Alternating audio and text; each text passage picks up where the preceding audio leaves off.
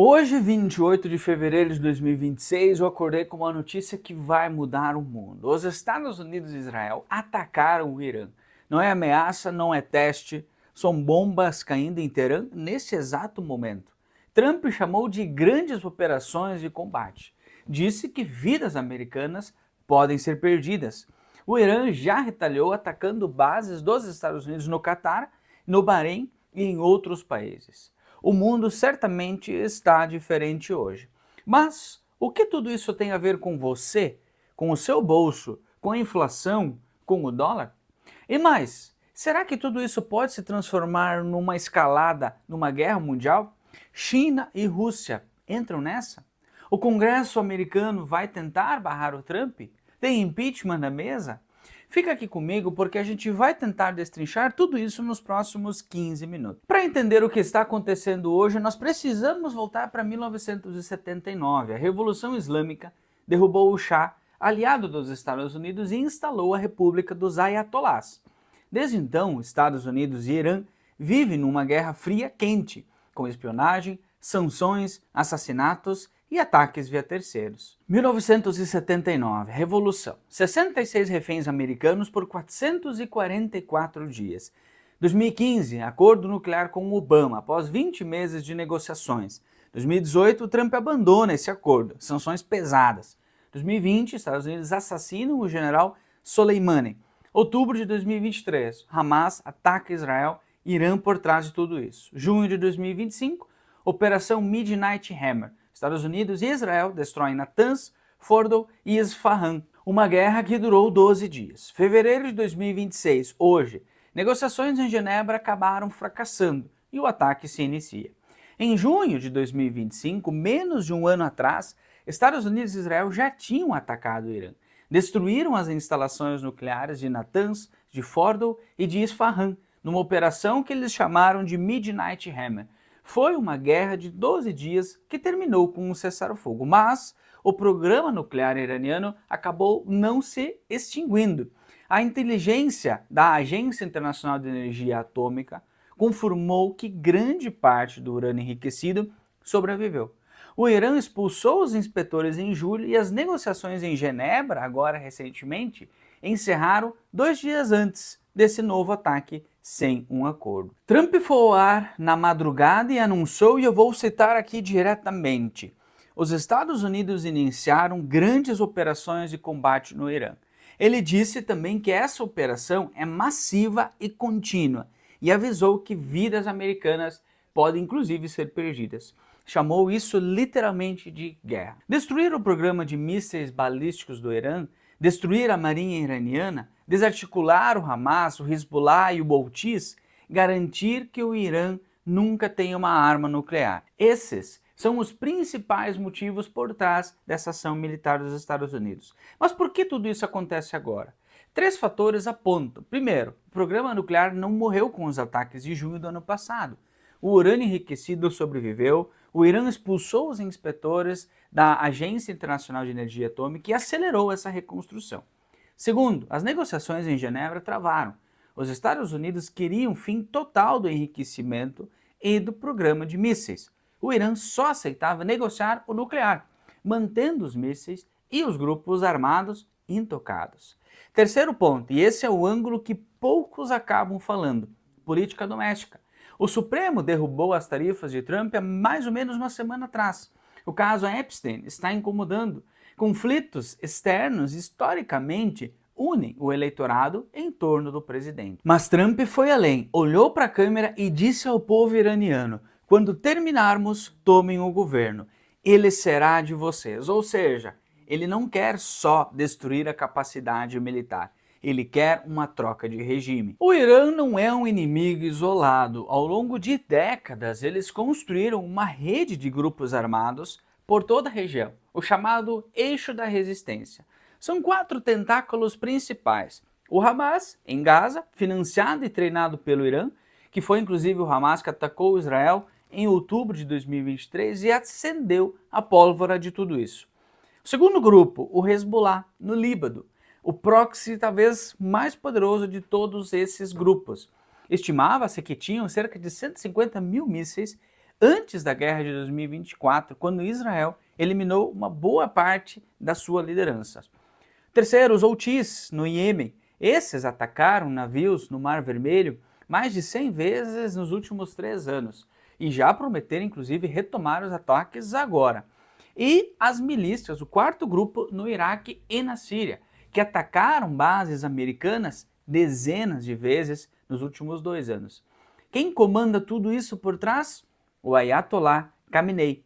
Ele não apareceu publicamente desde os ataques, supostamente está escondido num bunker. E o IRGC, que é a Guarda Revolucionária Islâmica, é o braço executor de tudo isso. Controla os proxies, o dinheiro e as armas. E esse daqui é um ponto que todo mundo quer saber. Tudo isso pode virar uma guerra mundial? China e Rússia entram contra os Estados Unidos? Olha, vamos olhar o que aconteceu nos fatos antes dos ataques. A China e a Rússia e o Irã fizeram alguns exercícios militares conjuntos no Estreito de Hormuz, chamados de Maritime Security Belt 2026, ou seja, um aviso claro. E tinha um navio de espionagem chinês seguindo o porta-aviões americano Abraham Lincoln, no Golfo da Arábia. Mas, e esse mas é fundamental, China e Rússia não têm tratado de defesa mútua com o Irã. Em junho de 2025, quando os Estados Unidos já tinham atacado as instalações nucleares, o que a China e a Rússia fizeram? Condenaram verbalmente, somente isso. Pediram cessar-fogo na ONU e ficou por aí. O Chatham House publicou ontem: a China está jogando o jogo longo. Ou seja, Beijing não quer confronto direto com os Estados Unidos neste momento. Isso viria depois. E tem mais. A China não quer um Irã nuclear tampouco. Um Irã com bomba atômica poderia encorajar Japão, Coreia do Sul e a própria Austrália a buscar o mesmo. E a posição dominante da China na Ásia poderia se enfraquecer ou ficar ameaçada. Ou seja, os interesses de longo prazo da China não estão aqui totalmente alinhados com o Irã. O Putin, por sua vez, disse que Israel é quase um país de língua russa, dado o tamanho da comunidade judaica russa vivendo em Israel. Não é coincidência. O CSIS, o Centro de Estudos Estratégicos de Washington, publicou há 2 dias atrás: o Irã não quer lutar sozinho numa guerra regional. E China e Rússia não demonstraram nenhum interesse em envolvimento direto. Então, o risco de guerra mundial existe, mas é baixo no cenário base. Mas, lógico, a gente nunca vai descartar isso por 100%. E o que torna esse risco real é se um militar chinês ou russo morrer num ataque americano no Irã. Aí talvez a coisa mude de figura. E agora vamos também ao que interessa para o seu bolso. O ponto mais crítico aqui não é nem a produção iraniana, são os 14 milhões de barris de petróleo que passam pelo Estreito de Hormuz todo santo dia. 1/3 de todo o petróleo transportado por mar no mundo passa por esse corredor de 33 quilômetros de largura. O Irã já fechou Hormuz brevemente durante as negociações como sinal de força. Agora, em guerra, essa ameaça é real.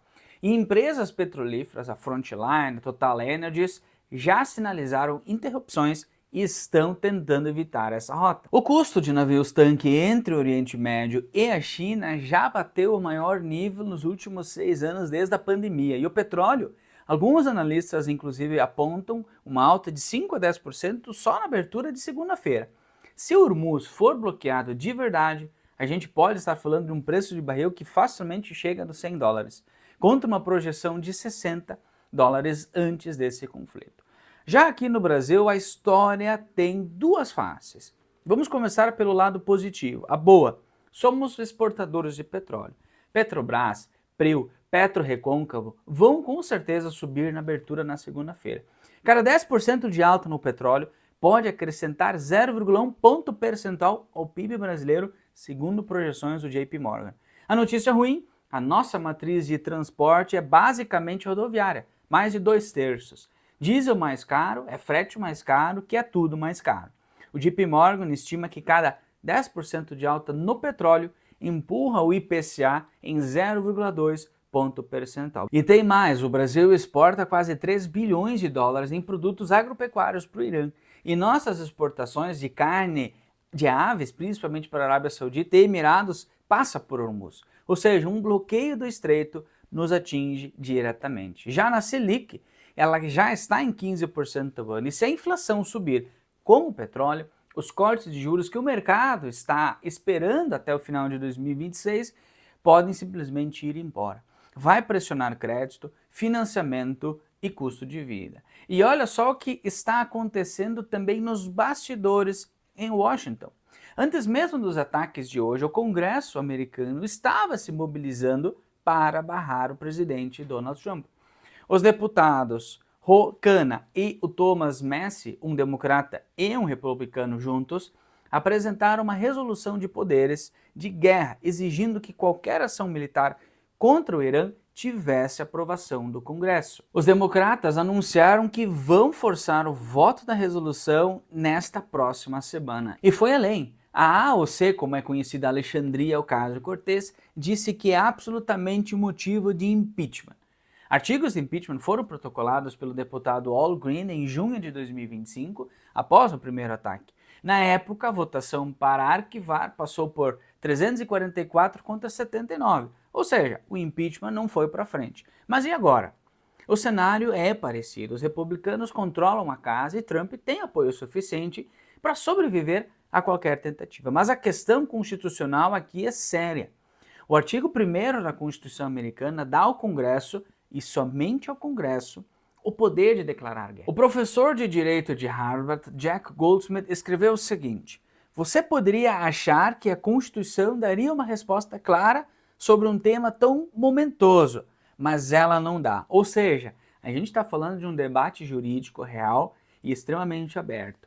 E como se não bastasse, há uma semana atrás o Supremo derrubou as tarifas de Trump por 6-3 na ocasião. Inclusive, 2 juízes que ele mesmo indicou votaram contra o Trump. O chefe Roberts disse simplesmente: essas palavras não suportam esse peso.